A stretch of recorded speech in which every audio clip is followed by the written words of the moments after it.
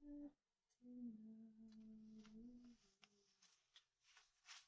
mitondra famonjena Alleluia,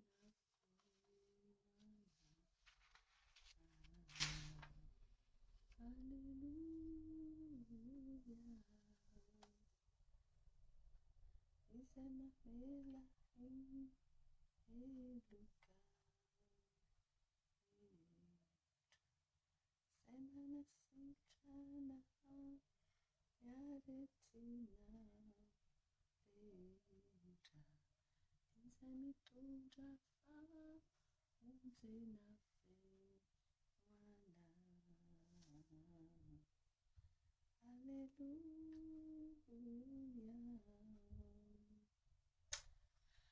alleluia, alleluia. Faly miarabantsika rehetra indray amin'ny anaran'i Jesosy Kristy. Tato izao anio zao amin'ity anio voalohan'ny volana jona efatra amby roapolo sy roa arivo ity. Mandingana volana vaovao indray tsika androany no ny fahasoavan'Andriamanitra sy ny famindram-pony dia isaorana ny tompo izay.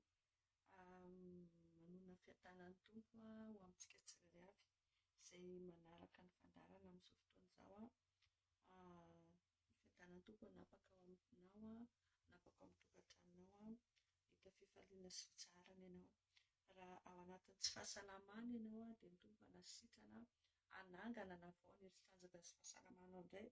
Raha mandalo ady ianao dia Jesosy Kristy hanokatra ny lalana. Izy ilay mpandravina amin'ny kitaontaona hanokatra ny lalana rehetra indray mba ho vonaitry ny anarany antom-pisianao. Izay no ela fa hitondra hambavakantsika ny fandarantsika androany. Androantsika dia hijery lohahevitra, mifanohy amin'ny lohahevitra izay nijerevantsika tamin'ny farany teo dia ny hoe ahoana no ahafantarana fa tandindom-doza ny fiainanao na hoe tandindom-doza ny olona manodidina anao. Izay ny zavatra jerevantsika. Kanefa tsy haintsika kosa ny tsisy ohatran'ny tompo ny amin'ny fahavitantsika soamantsara ny volana May. Eda be tsika no nandray fahasoavana tao anatin'ireny andro lasa ireny tao anatin'ireny volana May iny. Eda be ny hoe tao ny narary. Tsy vitsy nareo no mifanerasera amiko ao anatina MP mangataka vavaka miantso ny amin'ny resaka ireo karazana fanafiam-bavalo, ny amin'ireo karazana olana isan-karazany. Kanefa tena vonaitra ho an'Andriamanitra fa tena hoe namaly vavaka foana Andriamanitra, niasa foana Andriamanitra, nanasitrana izy, nanafaka izy. Voamaly izao misy nanantona mihitsy satria efa misy fotoana efa nentina mibavaka dia efa nilamina tsara daholo ny asa ny zavatra rehetra. Rehetra misy zavatra nitranga nandritra ny herinandro dia tsy naritra fa tena nanantona, fa tena hoe reraka, tena kiry ny zavatra indraindray tsy azo fa vao nanapa-kevitra nanantona izy vao nanapa-kevitra izy hoe hanantona ny vavaka hitady an'Andriamanitra. Dia izao tao anatin'ny vavaka ny nampianatra hoe mila manangana alitara, mila mandamina fifandraisana amin'ny tompo dia tao aorianan'izay izay tena ny vavaka. Izahay mivavaka eto mivaha ny olana any ambadika any miantso ny vadiny hoe mivoaka ny valom-bavaka, tonga ny vavaka izay tena goavana nandrasana. Tena hoe vonaitra ho an'Andriamanitra. Tsy vitsy tamintsika nanaovan'i Jesosy famonjena tsy takatra ny saina. Mety nandalo fahoriana koa ianao tamin'ny volana May kanefa mbola teo foana ny tompo nampijoro, nampiona ny fonao. Dia tokony hisaorantsika n'Andriamanitra daholo ireny satria izao ny teny hoe aza misy ary dinoina ny fitahian-drehetra fa mila misaotra ny Jehovah ianao ry fanahy satria tadidrio fa raha niasa izy dia mbola hiasa izy ary mbola hanao ny zava-mahagaga tsara lavitra noho izay efa nisy teo aloha izy. Dia noho izany mila misaotra ny tompontsika, mila mankasitraka tsika ny amin'ireo zavatra rehetra izay efa nataon'ny tompo tamintsika mba ho vonaitry ny anarany. Izay no ela fa mangataka raha azonao atao dia zarao ny fandarana satria anampy olona tsika amonjy fanahytsika ao anatin'izay. Mety efa lalina ny andro raha ohatra ka eto Madagasikara, raha ho anareo any Koweït izay efa zatra mpanaraka ny fandaharana, efa lalina koa ny any aminareo. Mety any amin'ny toeran-kafa ohatra ny tahaka anareo izay any Canada, ny Guadeloupe izay manaraka ny fandaharana. Ny faritra Amerika rehetra iny dia tena mbola andro ny any aminareo amin'izao fotoana izao, dia mino fa tsy hanano sarotra ny anaranareo fandaharana na dia efa somary alalina raha misy any ety Madagasikara. Na izany n'izany nefa dia manentana mandrakariva hoe zarao ny fandaharana na amin'ny fotoana inona na amin'ny fotoana inona, ahafahan'ny olona manaraka an'izany fandaharana sy fampianarana izany.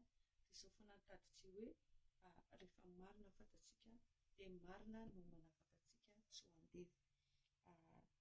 Ao anatin'izay dia hiditra ao anatin'ny vavaka isika amin'izao fotoana izao. Tondram-bavaka ny fandaharana misaotra ny tompontsika ny amin'ny volana May izay nidiavintsika tafavoaka soamantsara tao anatin'iny tsika, ary nomeny tombon'androm-pahavelomana antsika satria mbola tian'ilay ahita ny fahatsarany, ny fahasoavany, ny vonainy misimisy kokoa. Dia avy eo tsika hiditra ao anatiny tena votoantin'ny fandaharantsika indray.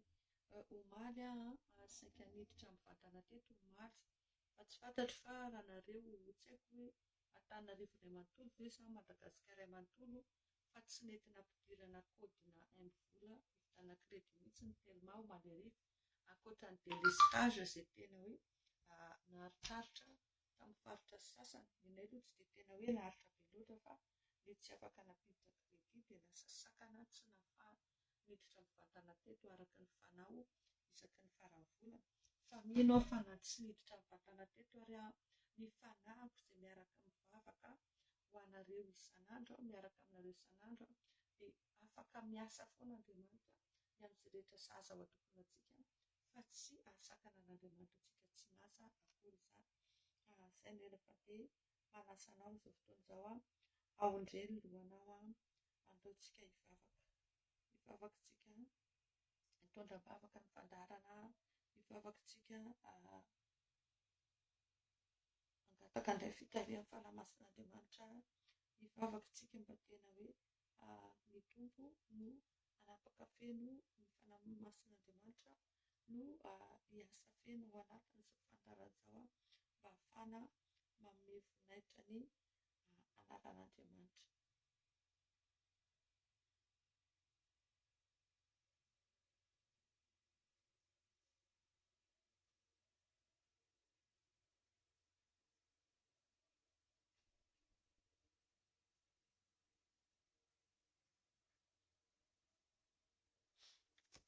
Jehovah-Andriamanitra iray eo, misaotra anao ilay izay tena sy mankalaza anao izay tompo satria tsapanay hoe lehibe ny fitiavanao sy ny famindramponao mbola nahafahanay indray manana fotoana miara-miombom-bavaka amin'izao fotoana izao ao anatin'ity fandaharan'ity. Efa andro maromaro izay Jesosy atao ny fikasana kanefa be ny zavatra misy, be ny adidy maro samihafa, ao ny sakatsakana ny amin'ny miara-pitaovana, ny amin'ny resaka koneksiona, ny amin'ny resaka delestage. Hitanao ren'Andriamanitra fa androany izay dia tena misaotra anao satria ianao no miasa, dia ianao matateraka an'izao fotoana izao androany satria te hamangy olona indray ianao, te hanasitrana olona indray ianao, te hanafaka olona indray ianao. Androany izay Andriamanitra ho misaotra anao fenony amin'izay rehetra efa nitantananao fiainana tsirairay avy nandritra n'iny volana May iny, ary mbola tratran'ny tsy hanety izay. Mety misy ny ao anatin'ny olana, mety misy ao anatin'ny tsy fahasalamana, mety misy ao anatin'ny ady amin'izao ora sy sekondra tenenako izao, kanefa ny azo antoka Jesosy dia izao hoe tsy ringana tany anatin'ny volana May izy satria mbola manana hevitra hiverana anazy ianao, mbola manana lalana ho sokafana ho azy ianao. Androany Jehovah ho raisindray ny toeranao eto amin'izao fotoana izao, amin'ny anaran'i Jesosy miantso ho fanatrianao izay, amin'ny anaran'i Jesosy mamotika sy mandrava ny asa maizina rehetra izay.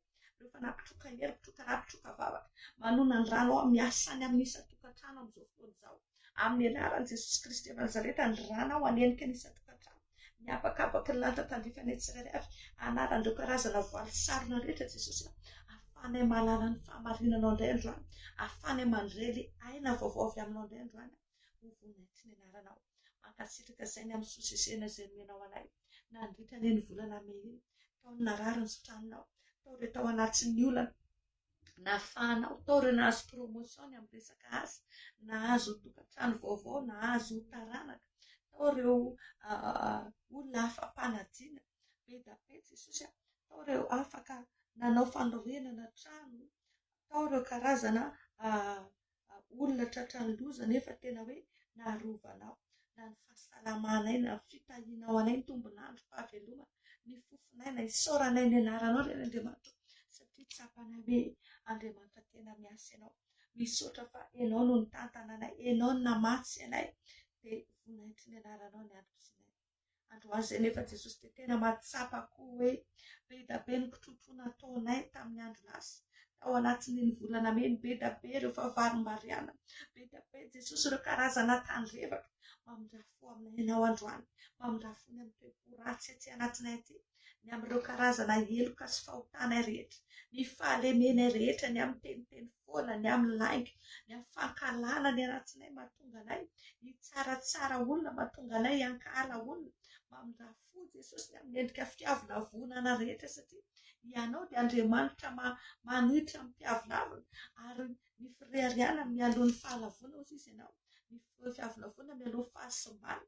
Androany Andriamanitra, ny foana ny atao anaty ianao sao dia ireny no anisan'ny mitondra fampitena sy farabany eo amin'ny fiainanay, satria androany izay dia hanomboka handinika hoe ahoana ny ahafantaranay ireo karazana loza izay mandondona anay, dia androany izay Jesosy, aoka ny dranao anaty io anay, aoka ny dranao nafaka ny amin'ny endrika tsy fahamarinana rehetra, ny inona hevitra mampisaraka anay aminao tsy hafanay, mahatsapa amin'ny fanatrianao, mahatonga anay tsy ho toetra eo ambanin'ny elatrao, mahatonga ny fiarovanao hiala aminay, mamindrafo Jesosy androany, mamindrafo ny amin'ny fieritreretana maty rehetra, mamindrafo ny amin'ny fisaintsaina ratsy rehetra, mamindrafo ny amin'ireo karazana lolo-po sotro-po, mamindrafo ny amin'ny fomba fijerinay, ny amin'ny fomba fihevitray tsy dia mahitsy loatra, mamindrafo Jesosy ny amin'ireny toerana lehanay ireny, ianao miteny mihitsy hoe aza mandeha any amin'ny lalana falehan'ny mpanota, nefa dia indray izay miara-dia amin'ireny, mamindrafo ny amin'izay rehetra nampiasainay ny tananay, ny amin'izay rehetra ampiasainay ny vavanay, mamindrafo ny amin'izay rehetra jereny masonay, eny ny sofinay, mety mampetipetina anay. Androany Jesosy, diovy amin'ny ranao indray izay, diovy amin'ny ranao izay manomboka any an-tampon-dokatra any am-paladia, diovy amin'ny ranao ny any anatinay rehetra, diovy amin'ny ranao tsy ho hay ireo teniteny foana rehetra izay niteneninay ka mety ahafahan'ny Satana manameloka anay, diovy amin'ny ranao izay Jesosy dia ahafaony amin'ireo alahelon'ny olona rehetra, na mpiarina, na mpankahala, na vokatry ny fahotana izay nataonay tamin'ireny olona ireny, dia mety misy fahatezerana amin'ny rehetra ny ambadimbadika, mety fantatray, mety tsy fantatray, fa ny azonay fotsiny antoka fotsiny dia hoy isanao hoe alohan'ny manantona anao izay dia tokony ataonay aloha izay havanana amin'ny olona izay manana alahelo aminay, mamindrafo Jesosy, mamindrafo ireo olona manana alahelo aminay, mety tsy fantatray, mety fantatray, fa foana ny atao anaty ianao ireny, mba tsy hevitra hampisaraka anay amin'izao fotoana izao. Fa androany Tompo, miantso ny fanatrianao indray izay eto amin'ity toerana ity, miantso ny fanatrianao amin'ny isan-tokantranao, miangavy ny fitarihany fanamasinao Jesosy ao anatin'izao fotoana izao, dia Jesosy fanamasinao hiasa mahery indray, hikasika ny fony olona indray ianao, hanokatra masom-panahana indray ianao androany, hanalan'ireo karazana sarotsarona rehetra sy voany, izay entin'ny fahavalo manarina anay, tsy ahafantaranay marina, satria hoy izy ianao hoe rehefa fantatray marina dia marina manafaka anay tsy mandeha. Androany Jehovah, aoka ny Jesosy fanamasinao hiasa mahery, hiasa amiko izay mpanomponao, mba fitaovana ampiasainao fotsiny any Jesosy, fa ianao ny asa eto androany, aoka ny herisotra avy aminao hiasa mahery, na amin'ny feoako izany, na amin'ny sary sy jerevan'ny olona, hitondra fanafana, hitondra fanasitranana indray, mba ho voninahitry ny anaranao, aoka ianao fanamasina ny tarika androany, aoka ianao ny hanazava ny sainay, aoka ianao ny amin'ny fahalalana sy fahatakarana, ary fahazavan-tsaina, ahatonga ny fahavalo tsy afaka mitaka anay intsony. Misandrata-feno ianao Tompo eto amin'ity toerana ity, amin'ny anaranao kosa ny hamatorana ny fanaratsy rehetra, ireo fanampitondra torimaso sy fifantohana, fanampangelingelina rehetra, afatotra amin'ny rano ao Jesosy, ireo fanabekorotana rehetrarehetra, ireo fanampamosavy rehetrarehetra, ireo karazana infiltration diabolika rehetrarehetra, izay miezaka miditra ao anatin'ity fandarana ity, mba hanimba an'ity émission ity, hanimba an'ity fandarana ity androany, teko sy ravako amin'ny rano Jesosy, afatra amin'ny rano Jesosy, tsy ambinina, tsy anankely, tsy ara-pahefana. Tonoko ny rano Jesosy mibarika dia an'ity toerana ity. Tonoko ny rano Jesosy mibarika dia zao fandarana zao. Tonoko ny rano Jesosy mibarika dia ny toerana rehetra manodidina ny isa-tokantrano, mandevona ny afon'i Jehovah, mandevona ny asa vavany rehetra. Fa manomboka androany kosa Jesosy, aoka tena hoe ny fanamasinao, ny fanamasinao, ny ampiakatra ny hatrany amin'ny dimension tena hoe avo indrindra, atakaranay zavony hafa ny fanamasinao, dia misandratandray Jehovah maro amin'ny teny ity, amin'ny anarany Jesosy Kristy avy Nazareta. Amen. Amen. Amen. Amen. Araka ny zavatra tsy niteneniko teo dia izao hoe androantsika nomboka hianatra ao indray sady hanao vavaka mijery hoe ahoana ny fomba ahafantarana fa tandrondondoza ny ianao na ny olona manodidina anao, ireo olona izay akaiky anao. Taditro ry havana fa hoy izy ny tenin'Andriamanitra ao amin'ny ohabolana toko faharoa amby roapolo, ohabolana toko faharoa amby roapolo ny andininy fahatelo sa fahaefatra izay dia miteny hoe ny mahiran-tsaina hozy izy mahita ny loza ka mihery, fa ny kely saina hozy izy mirosy ihany ka vo. Tiako tenenina hoe fanamasin'Andriamanitra afaka mampahiratra ny saintsika. Efa mampianatra foana ary mbola manamafy androany hoe rehefa olona tariny fanamasin'Andriamanitra ianao dia ny loza tsy manapoka anao izany mihitsy. Tsy manapoka anao izany mihitsy ny loza satria maninona? Ny Andriamanitra izay vavahanao dia Andriamanitra manerana izao tontolo izao. Ny Andriamanitra izay vavahanao dia mahita anao eo amin'ny toerana misy anao eo, fa mahita ny zavatra ataon'ny fahavalo izay tsy tianao any ambadimbadika ary koa. Dia afaka reveleny aminao reny, afaka atorony aminao reny, ataony miariary ao anaty anao reny, araka ny tenin'Andriamanitra hoe velam-poana mifandrika rehefa hita mivorona ny amelarana azy, tsy mahakasika anao izany reny. Dia androany ampianatra hoe ohatra ny ahoana kay ny fomba ahafantarantsika an'ireny zavatra reny, satria tsika efa nianatra ohatra ny ahoana fomba hitenenan'Andriamanitra amin'ny olona, dia ao anisan'ireny fomba hitenenan'Andriamanitra amintsika reny no ampahafantarany hoe misy karazana loza mananontany anao na mananontany ny olona manodidina anao. Jerevantsika voalohany dia amin'ny alalan'ny nofy, araka ny Joba 7:30 andininy fahaefatra ambin'ny folo ka hatramin'ny fahavalo ambin'ny folo, dia hozy izy ny tenin'Andriamanitra hoe misy kanefa hozy izy misy fomba iray hitenenan'Andriamanitra amin'ny olona, eny roa aza fa tsy tandremana izany. Andriamanitra dia miteny amin'ny olona hozy izy nefa tsy tandremana izany, dia ny nofy sy ny tsindrimandry amin'ny alina. Amin'ny alalan'ny nofy Andriamanitra dia afaka mampitandrina antsika, maneho hoe en danger tsika, hoe misy loza mananontanina antsika. Misy karazana nofy maromaro reto teneniko ahafantaranao hoe inona re karazana nofy. Mety tsy exhaustive reto, mety tsy tena hoe izy rehetra fa reto ny tsaroko androany dia reto aloha ny teneniko. Anisan'izany ny nofy hoe manofy ianao hoe misy manenjika. Raha anao nenisan'ny olona manofy hoe misy manenjika, manofy hoe misy mitifitra, manofy hoe voatsindron'ny azy, misy manapaka ny tendanao, misy mandratra anao, mamono anao, manofy tena ohatra hoe latsaka any anatin'ny lavaka. Misy ary ny sasany dia sanatria hoe latsaka any anatin'ny kabone, izany hoe any anatina lavapiringa. Misy karazana nofy ohatra ireny. Manofy ianao hoe accidenté, mahita tena hoe accident mortel, tena hoe loza mpifamoivoizana, loza mahatsiravina, misy ady sy korotana be dia misy loza mahita raha mandriaka. Manofy ianao hoe misy mikidnape ianao dia mifatotra, tratran'ny olona ianao mikidnape, na hoe manofy arrestation, ohatrany hoe ianao izany ohatran'ireny hoe mpanao ratsy na mpanao meloka dia tratran'ny polisy ianao dia ny polisy no manao arrestation anao. Manofy ianao ohatrany hoe misy makasary, ny nofy makasary dia capturena âme izay, capture izany ny fanahinao, misy maka ny fanahinao any ambadimbadika any, izany ny dikany nofy capturena madama nofy maka sary na hoe maka video anao. Mety manofy koa ianao hoe marary any amin'ny hopitaly, indrindra raha manofy ianao hoe atao opération. Reny zany dia anisan'ny nofy manambara loza, fandindon-doza ny fahasalamanao raha ohatra ka hoe manofy ianao atao opération, indrindra raha resaka taova dia tena zava-doza satria manomboka eo raha tsy potehanao ireny nofy ireny dia tena rary io taovanao izay nofisinao io. Ary ireny mahatonga ny aretina dia tsy mety sitrapanafody ireny satria asana fahavalo no voleny ao anatin'ny torimasontsika ilay izy, asana fahavalo izay nataony nandritra ny alina ilay izy.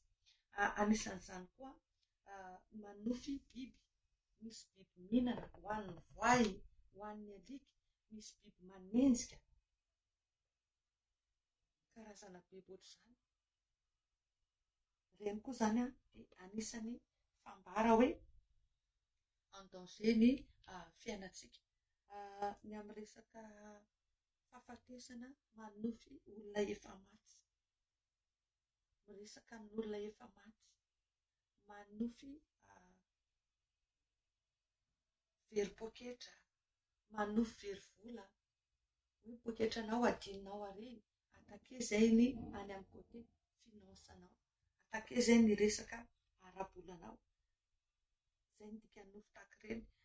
Manofy hoe mahita ireo fitaovana momba ny inona moa izany, mariazy, accessoirena mariazy, ohatra hoe robe de mariée, zavatra ohatran'izany, na hoe mahita ny mpanampinao mikarakara sakafo ho anao, dikan'izany ny fiaina-tokantranonao en danger, fiaina-tokantranonao, ny fiainam-pitiavanao, misy mitady hanodikodina, misy mitady hangalatra, mety capturer ny fiaina-tokantranonao. Manofy ianao ohatra hoe telefona simba, telefona simba, telefona vaky, telefona potika, telefona tsy mandeha, en danger izay ny relationnao.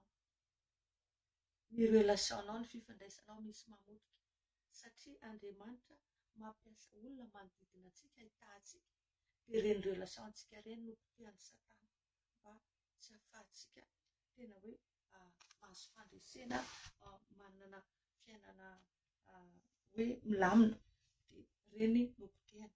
Dia rehefa manofy ohatr'ireny izany isika dia mila mitandrina, mila mamotika araka nampiasain'ny nampianariko hoe rehefa manofy ratsy ianao dia mila mifoha maraina ianao dia mamotika ny nofy iny amin'ny anaran'i Jesosy mba tsy hahatonga hoe ny tenin'ny fahavalinao, ny zavatra izay nataon'ny fahavalinao nandritra ny alina no marina aminao, fa soloy ilay izy dia manomboka miteny zavatra pozitif ianao, indrindra araka ny tenin'Andriamanitra, araka ny révélation, dia ireny no tanteraka amin'ny tontolo andronao. Tahaka izany koa ohatra hoe manofy ianao hoe very lakile, very ny lakile anao, manofy ianao hoe tondra fiara dia accidenté, na hoe midofotra na latsaka any anaty lava, manofy ianao hoe trano may, trano mirodana, ireny izany dia anisan'ny tena nofy ratsy, tena hoe fambara loza mananontanina. Raha ohatra ianao izao mieritreritra hoe andeha hanao investissement dia mitondra bavaka an'iny ianao dia avy eo ianao manofy mahita trano may, na mahita fiara may, na mahita ohatra hoe hazo be dia be mirehatra, dia tonga dia hajanony ilay projet-nao fa ny dikan'io dia hoe investissement à perte. Andriamanitra izany mampianatra antsika amin'ny alalan'ny nofy, mampitandrina antsika izy mba hahafantarantsika ireo karazana fandrika izay eritreretin'ny fahavalo atao amintsika. Ankoatra ny nofy dia misy koa ny fahatsapana, izany hoe fahatsapana eo amin'ny tenanao. Eo izao ianao tsy mieritreritra n'inon'inona ianao, tsy mieritreritra n'inon'olona iny, tsisy ifandraisanao amin'inon'olona iny akory, dia tampotampoka misy eritreritra tonga dia milatsaka tampoka momba an'ilay olona anankiray ianao. Mety namanao io, mety mpiara-miasa aminao, mety zanakao, vadinao, mety olona ao an-tokantrano, mety olona manodidina. Dia gaga ianao mieritreritra tampoka an'ilay olona, indrindra mieritreritra zavatra ratsy tampoka momba an'ilay olona, hoe nanao an'izao ny alina, aza hitako ny alina ka zao, aza hitako ny alina ka maty. taloha dia tena manao an'izany foana fa tambola tsy nafantatra fa rehefa avy eo afaka 2 andro 3 andro dia tena maty ilay olona. Za zany tsy mahafantatra kay hoe azo potehana azo toerina ireny zavatra ireny. Fa androany aho mampianatra anao satria ny olana dia izao ringana foana ny olona no tsy hifampiny fahalalana dia mila tena mianatra mandrakarivotsika. Dia rehefa misy eritreritra tampoka ohatran'ireny izany momba ny olona anankiray ka zavatra ratsy dia izao ianao no tian'Andriamanitra intercéder ao anatiny. Ianao no tian'Andriamanitra hifona hangataka famindrampo sy fiantrano ahafahan'Andriamanitra miaro an'iny olona iny. Dia tonga dia mila miditra ao anaty vavaka ianao. Ohatra koa hoe manao palpitation tampoka ianao dia manao palpitation. Ohatra manomboka remarque eo ilay izy ohatra hoe isaky ny miresaka amin'ny olona anankiray ianao dia manao palpitation. Na hoe isaky ny andeha amin'ny toerana iray ianao dia manao palpitation. Na hoe isaky mijery ny sarin'ny olona ianao dia manao palpitation. Fa jerevo fa misy zavatra tsy milamina ao ambadika an'io. Misy asana fanaratsy miasa ao ambadika an'io. Ohatr'izany koa misy fotoana antsika ohatran'ny hoe mihetsika tampoka. Misy ohatra ny ozatra mihetsika tampoka amin'ny tenantsika. Ireny ilay anjely manohina antsika. Manohina mikitika antsika. Dia rehefa misy zavatra ohatran'ireny tonga dia mijiry ianao ao anaty vavaka.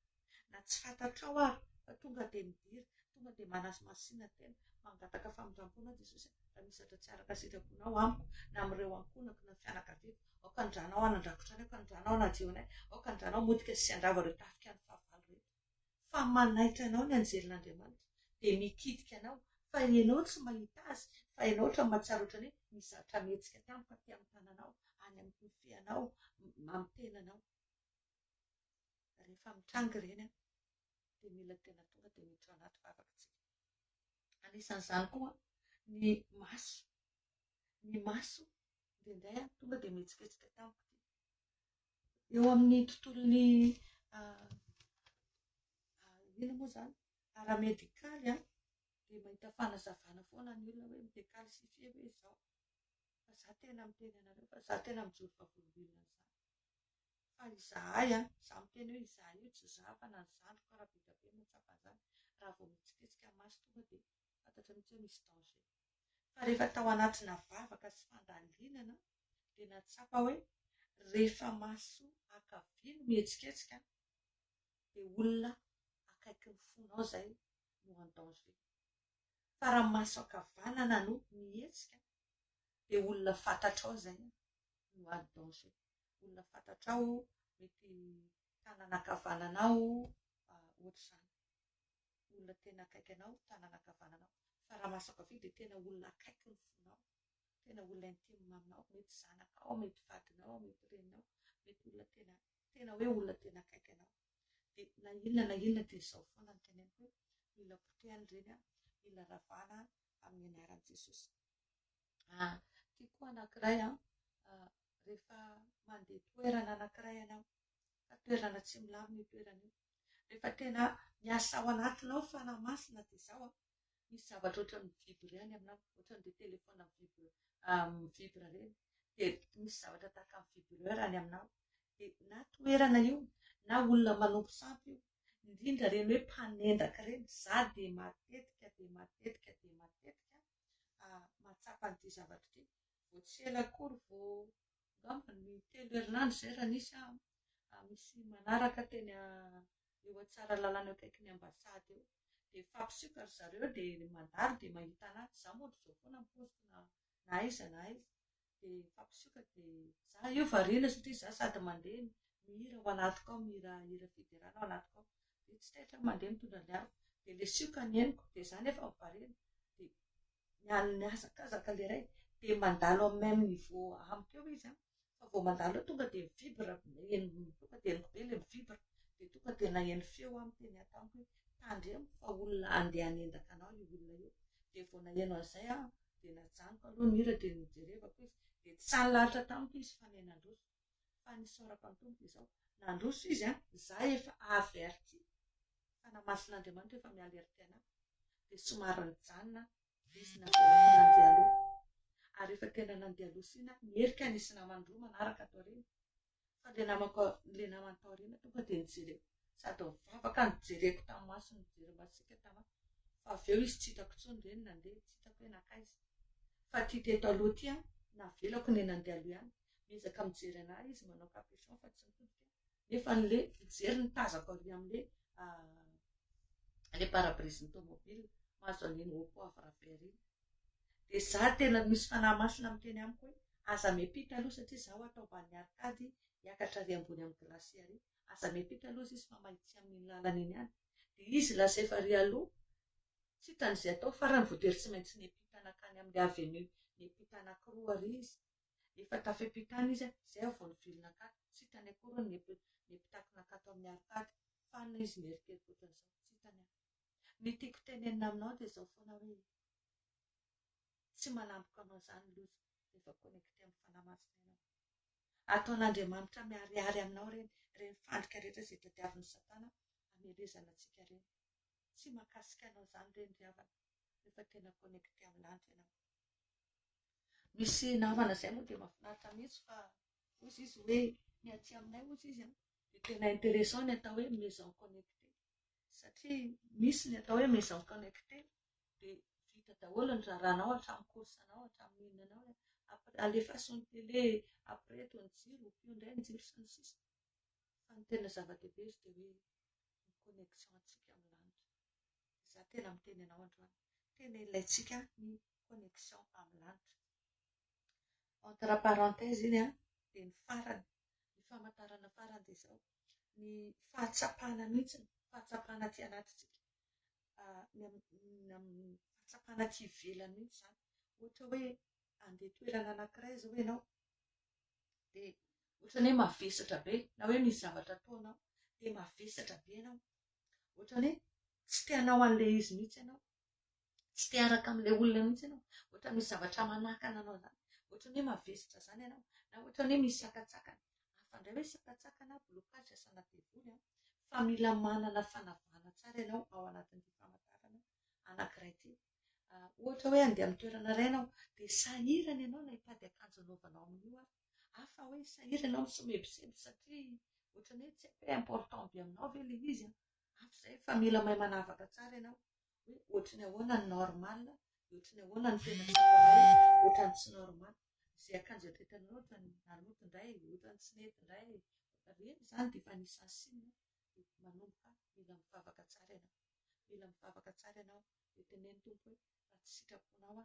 dia sakana raha ahitako loza ilay toerana dia fefeo matsoany fa azontsika atao tsara ny manao vavaka ohatran'izany dia misy fotoana koa raha misy ankizy kely ao aminao ny ankizy kely indrindraindrindra ny ankizy kely roa taona midina fa matetika ny taona midina dia tena mbola mahita ny tontolo ara-panahy dia indraindray misy olona miditra ao an-tranontsika eritreretintsika hoe fianakaviana ray aman-dreny namana miditra fa raha vao io zazakely io isaka mahita ny olona io ka mikikika mitomany tsy mety mihitsy hoe manatana io fa matahotra be ny olona io dia mila mailo ianao fa mety zavatra hafa io olona io satria ny zaza mahita ny fanahy miaraka amin'ny olona io za tena mijoro vavolombelona aminareo fa ny anay tsy zaza fa reo alika anay manana alika be dia be izay eto fa raha vao olona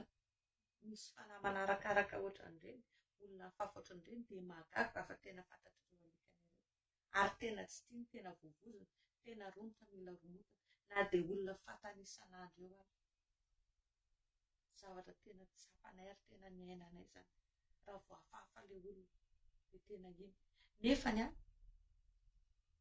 satria za ao anatina sehatrana fampisakafoanana ankizy resaka cantine scolaire fa reo ankizy ireo nefa misy ankizy be dia be miditra atao aminay ny sakafo misy ankizy vaovao foana fa na vaovao ary ireo dia tsy ataony inona izany tiako tenena hoe tsika mila misokatra tsara satria ireo zavatra ireo dia tsy hitantsika fotsiny tsy tsapantsika mihitsy ireo raha olona ao anatin'ny tabatabatsika raha olona tsy ampy fifantoana tsika raha olona tsy tena ampy fifandraisana lalina amin'Andriamanitra tsika fa zaho mila tena connecté amin'Andriamanitra tsika mila tena mifandray tsara mandeha araka fitarian'ny fanamasina sasenao. Ary ambadika an'izany ny tena zava-dehibe indrindra dia za hoe mila manangana ny fiainam-panahintsika, mila mamerina amin'loha ny connexion antsika amin'Andriamanitra, mila mangataka ny restauration ny famerenana amin'loha ny iray, ny masom-panahintsika, ny mason'ny saintsika, ny fahatakarana rehetra aty anatintsika. Afatsika manana indray ny atao hoe sensibilité spirituelle mba afatsika matakatra ny asan'ny fahavalo.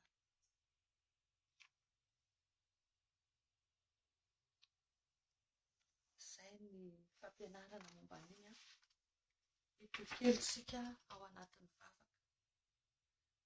Mampianatra hivavaka tsika hoe ohatra ny ahoana ary ny atao rehetra an'ireo ny zava-misy. Efa nanomboka ny vavaka tsika teo, nanomboka ny fona, dia hitotsika ao anatin'ny vavaka izany, ao anatin'izany vavaka izany amin'izao fotoana izao. Aondreo ny lohanao, laoka ianao hifantoka tsara. Raha natsapy ianao efa nahakasika anao ireo zavatra ireo, raha natsapy ianao efa nisy tao amin'ny ankonanao, tao atokantranonao, manodidina anao, efa voakasika ireo zavatra ireo, azonao tao tsara mitondra mbavaka an'ireny olona ireny. Azonao tao tsara mijoro ambanga, fa izany ny tena sitrapon'Andriamanitra, mba hitondra fanafana ho an'ireny olona ireny. Mitotsika ao anatin'ny fofonana izay efa nataontsika teo, dia angatao amin'i Jesosy. Mangataka izay Jesosy ny famindramponao. Ninonareo fomba rehetra nafany Satana ny ampanganay, tsirairay avy reto. Nafany manameloka anay, nafany manao zavatra ratsy aminay, afany manenjika anay, mamono anay, mamotika sy mandrava anay. Na amin'ny alalan'ireny mofo ireny izany, na amin'ny alalan'ny zavatra tontolo hita maso. Androany Jesosy, mifoana anay ato anaty anao ireny. Aoka andranao mbola hanajio anay, hanafaka anay amin'ny tsy fahamarinana rehetra, ireo karazana chef d'inculpation rehetra, Jesosy. Fafao amin'ny ranao ireo karazana décret, fehezan-dalàna sy lalàna rehetra notapana tao anatin'ireny fivoriana satanika ireny, nentina hanamelohana anay, hiampangana anay ao amin'ny tena sy handravana anay. Androany Jesosy, mifoana anay eto anaty anao ireny, fafao ireny tsy ho ay, poteo sy ravao amin'ny ranao, ireo zavatra rehetra izay natao taminay nandritra ny toromasonay, na fafafy tany amin'ny tontolo ara-panatana, na fafafy tany amin'ny fanahinay, tany amin'ny ainay, any amin'ny isa-tokantrano, any amin'ny tokotany any. Androany Jesosy, mifoana anay eto anaty anao ireny, mamindrafo aminay ianao, aoka andranao motika sy handrava ny vokatra ireny eo amin'ny fiainanay, na fahafatesana izany, na fampitena, na faharavana, na fitotongana-piainana, na fahafambaraka, na loza sy accident, ireny karazana retina tampoka ireny. Mifoana anay eto anaty anao Jesosy, fafao ireny Androany, tsy ho ay ireny Androany, dia poteo sy ravao amin'ny ranao, amin'ny anaran'i Jesosy Kristy avy Nazareta, tsy ambininy ireny. Amin'ny anaran'i Jesosy Kristy avy Nazareta, ny ran'i Jesosy manajio an'ireo karazana zavatra rehetra izay natao taminay. Ny ran'i Jesosy manapatapaka an'ireo karazana fatotra. Ny ran'i Jesosy manasitrana an'ireo ratra, na dia ny rangotra izany, na dia lantsy izany, na dia na bala izany. Toloko ny ran'i Jesosy mamafa an'ireny, dia mirestore amin'izao fotoana izao amin'ny anaran'i Jesosy. Sosto fanamasin'Andriamanitra miasa ty anatinay ty. Mierin'Andriamanitra manapatapaka an'ireo karazana fatopatotra, ireo karazana zioba, ireo karazana corde, chaîne, menottes, cadenas rehetra. Tapaka daholo ireny amin'ny anaran'i Jesosy. Na fomba ahoana nentina nangejana ny tsirairay avy dia toloko. Amin'ny anaran'i Jesosy ny amin'ny ran'i Jesosy, afaka izay amin'izao fotoana izao. Amin'ny anaran'i Jesosy ny amin'ny ran'i Jesosy, dia miteny fa izahay dia tsy ho faty izany. Izahay dia tsy ho faty, fa izahay dia ho velona. Izahay dia velona trapamonjena amin'ny anaran'i Jesosy Kristy avy Nazareta. Velona izay mba hita ny fahasoavan'Andriamanitra. Velona izay fa tsy ho faty, ary velona mahatratra ny isan'ny andronay amin'ny anaran'i Jesosy Kristy avy Nazareta. Tsisy loza anjohanay na retina nakaiky ny laina izany. Satria ianao Jehovah manamarina anay noho ny amin'ny ran'i Jesosy Kristy zanakao. Rehefa miverina aminao izay dia mba miverina aminay koa ianao izy ianao. Androany Andriamanitra, Aoka ny tongotray tsy hitondranay any amin'ny toerana ahitanay loza. Aoka ny tananay Andriamanitra tsy iray petsapetsa amin'ny ratsy fanahy, tsy hanampy ny ratsy fanahy, tsy hanohana na handray kolikoly ny amin'ny tsy fahamarinana rehetra izay hitondra fampitena sy faharavana ho anay. Mangataka aminao izay Jesosy manala. Aoka ny hery-sotro ny fanamasinao hiasa aty anatinay, hitarika anay Jesosy. Ka raha misy loza mananotany, na misy zavatra tsy milamina manodidina any ambadimbadika any, na zavatra nitranga tamin'ny alalan'ny nofy fahatsapana aty anatinay, mangataka izay Jesosy. Aoka ny hery fanamasinao hamporisika anay, hanery anay, hiditra automatika ao anaty vava. Afany hamanohitra ny asan'ny fahavalo rehetra, afany hamame voninahitra anao. Aoka ny hery fanamasinao Andriamanitra hampahery anay, hanokatra ny masom-pananay, hanome fahalalana sy fahazavantsaina, hafanay midetekte ny loza manodidina anay. Aoka ny hery-sotro ny fanamasinao hamerina amin'ny ireny masom-pananay. Mety be da be aminareo Jesosy tsy matadidy nofo izany intsony, fa voaloto noho ny sary vetaveta, ny fitondran-tena tsy mendrika rehetra, ny amin'ireo fasiana fitabatabana toe-po maloto. Mandrafo Jesosy androany. Na inona fomba nentina nanimbana ny fanomezam-pahasoavany tsirairay avy, nanimbana ny masom-pananay, ny fahatakaranay androany. Mandrafo aminay ianao. Aoka ny ranao amerina amin'ny loany indray. Aoka ny ranao irestaureanay tsirairay avy indray, ny masom-pananay, ny mason'ny sainay, hafanay mahita ny zava-miafina.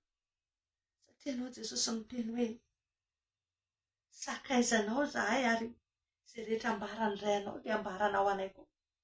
Tsy misy miafina aminay ny tetika maizina nataon'ny fahavalonay rehetra, tahaka an'izay nahazo ny zanak'Israely tamin'ny andron'ny Elipa aminazy. Nefa tafaray aminao izay. Fa ny mpanjaka fahavalon'ny Israely ary tevaky vava mihitsy hoe tena misy mpamadika avy atao amin'ny tombo miara-miendako, fa ninona stratégie de guerre rehetra firoana dia tsisy izay tsy fantatry ny Israely.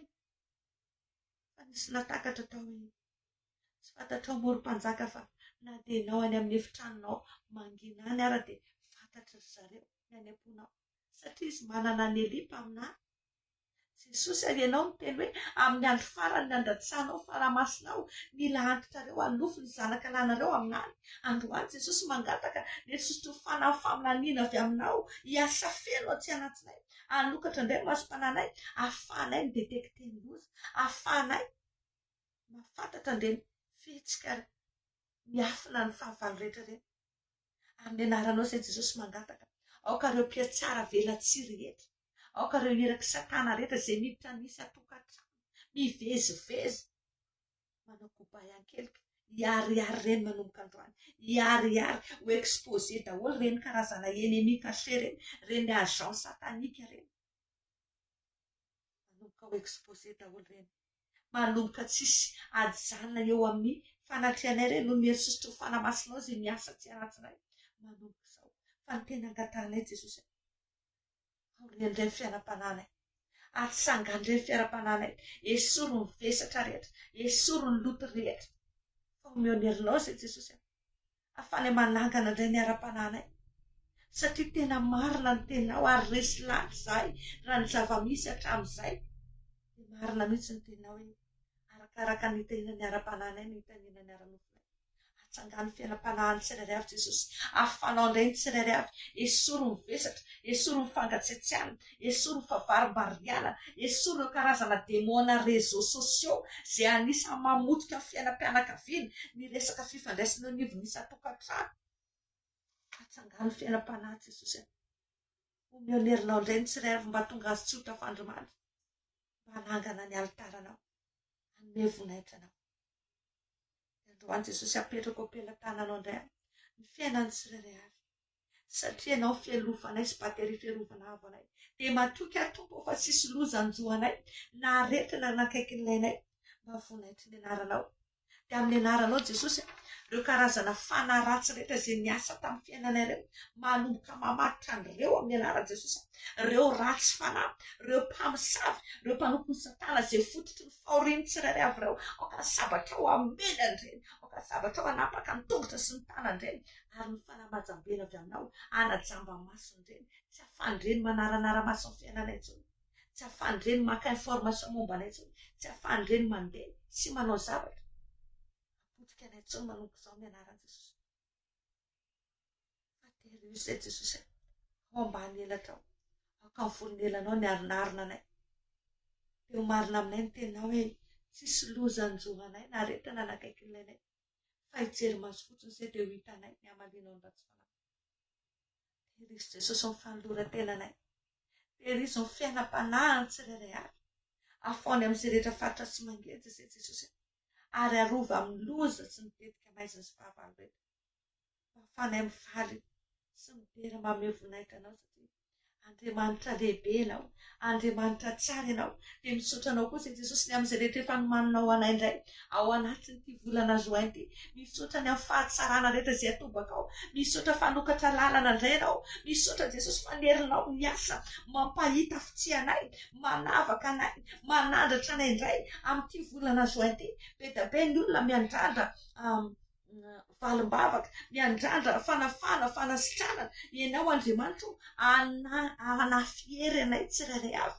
Satria ianao Andriamanitra miasa araka ny hery izay ty anatinay. Ampitombo ny fiainam-pananay, anananay fo mazaka fitahiana, atanjao ny fonay, atanjao ny sainay Andriamanitra. Andriamanitra miasa ianao dia tsisy mazaka. Misaotra fa ianao indray ny hamatsy anay, misaotra fa ianao indray ny hampahery anay. Tsy ho lany vatsy izay, tsy ho orom-boly izay, tsy oron-javatsoa izay, tsy orona fanampiana izay. Ary ninona ireo karazana azo an-dà, ny Satana rehetrarehetra, ireo calendrier sorcelerique rehetra, tsy ambinina, tsy anankely, tsy anapahefana, tsy ananjara aminay. Izay rehetra avy aminao Andriamanitra, no aoka hamafisinao anay, dia ho tanterahanao aminay amin'atin'ity volana Join ity indray. Ianao niaro an'ireo mpanasoa anay rehetra, ireo karazana toe-javatra rehetra, ny fotoana rehetra efa noferanao hanataterahanao ny famonjena anay, ny valim-bavaka rehetra. Rakofy amin'ny ranao ireny Jesosy. Tsy afa ny Satana mamelively mangalatra an'ireny, bloqué an'ireny. Rakofy amin'ny ranao Jesosy, ny anjara voateny rehetra tokony raisinay ao anatin'ity volana Join ity. Mba voninahitry ny anaranao. Dia apetrako manokana am-pelantananao Jesosy ny mpianatra rehetra, ny mpianatra ao anatin'ny réseau, ao anatin'ny école homologuée rehetrarehetra. Anomboka anao fanadinana amin'ny latsinainy izao. Anomboka ny pré-bac sy ny bac. Ary herinandro aoriana izay anomboka ny brevet. Apetrako am-pelantananao ireny Jesosy. Ianao ny asa, ianao ny aro, ianao ny anolo-tsaina, ianao ny ampatsiahany zavatra rehetra. Ny famindramponao ny angatahako an'izay rehetra kitoto, ny amin'izay rehetra tandrevaka nataon'ireny zaza rehetra. Fa ianao Andriamanitra ny anolo-tsaina azy, fanamasinao ny hanome fahalalana sy fahazavantsaina. Hanome anazy l'esprit d'intelligence izay tena matanjaka indrindra. Ny fanamasina ny boosté an'ireny zaza rehetra. Mba tena hoe hiavaka izay rehetra manompo anao. Mba ho lohany tokoa izy fa tsy ho rambony araka ny tenanao. Dia misaotra tompony amin'ny asa mahagaga rehetra izay ataonao amin'ny fiainana indray. Mba ho voninahitry ny anaranao ny antosinay. Amin'ny anaranao ny amatorany an'ireo fanahy loza, ny fanahy accident, ny fanahy fahafatesana, ireo fanahy fampitena, faravana, fantrana, ny esprit méchant rehetra faritra amin'ny rano Jesosy. Tena tsy ambinina ny asanareo fa samana. Ireo fanahy mpamosavy sy mpiskidy, ny mpanao mazy rehetra, ny occultiste rehetra faritra amin'ny rano Jesosy. Tonoko fanamajam-bera mahazo anareo, tsy afaka manaranara masona izany intsony nareo. Amin'ny anaran'i Jesosy, afatra ireo fanahy rano sy ny zazavavindrano rehetra. Afatra ny esprit de monstre rehetra, no main visible, ny kalanoro, ny tomba, ny razana, ny démonie, ireo fanahy olona faritra amin'ny rano Jesosy. Dia rindrina amin'ny rano Jesosy ny varavarana rehetra. Tsy azon'ireo veleny fa lasan'ireo tena tsy miverina intsony. Dia faritra koa fanahy-pamaly faty rehetra. Tsy hamaly faty aminay, amin'ny ankonanay, fianakaviana, namana mantsakaiza, izay rehetra mifanerasera aminay, na ankolaka na mivata, indrindra fa ny bienfaiteur anay, ny ara-panasy ny ara-nofinay, ny fanananay rehetra, na ny tsanantanàna. Farovy izay Jesosy. Rakofy amin'ny rano ao izay. Feo-pelantananao ny ametrahanay mombanay rehetra. ny ho avy ilay ray manontolo ty volana juin izay diavinay ty, ny andro sy ny taona ny volana rehetra sisa iainanay. Vonaitrin'aranao ny androm-pisinay. Dia mankasitraka tompo satria fantatray fa ianao ilay Andriamanitra manana hevitra heverana anay no efa miasa ho anay, efa miady ho anay ary mampiaimbo ny fahavalonay ianao fa mamelatra latabatra eo anoloanay kosa ho vonaitrin'aranao. Ka dia mankasitraka indrindra raiko amin'ny anaran'i Jesosy Kristy avy Nazareta. Amen. Amen. Amen. Misaotra ny tompontsika ny amin'izay fotoana izay somary lavalava fa dia saorana ny tompo aloha mba tsy nisy délestage fa omaly dia tena tsy afaka nanao fa tratran'ny délestage. Saorana ny tompo fa mba lamina koa ny connexion fa omaly dia tena sahirana dia vonaitra ho azy irery ihany. Amin'ny fotoanantsika tsy ho ela tena angatahana ny tompo mba tsy ho ela ny fotoana ahafana maneho ny fandarana ao anatin'ity thème momba ny sensibilité spirituelle ty ahoana ny afantarantsika ny danger manodidina antsika dia ao anatin'izay itoy manodidina izay ny lohahevitrintsika manaraka. Manasa anao manaraka ny fandarana, manasa anao hizara ny fandarana, manasa anao hisabone ao anatin'ity hiditra membre ao anatin'ny groupe ahatonga anao handray ny notification isaky ny mandeha ny fandarana takizao mba tsy ho tara ianao satria hafa ny manaraka direct indirect fa hafa ny manaraka an'izy tena direct takizao satria ny herisotro fanamasina izay miampita ao anatin'ny fandarana mivantana takizao dia tena arena sarobidy ary tsy voavidivory.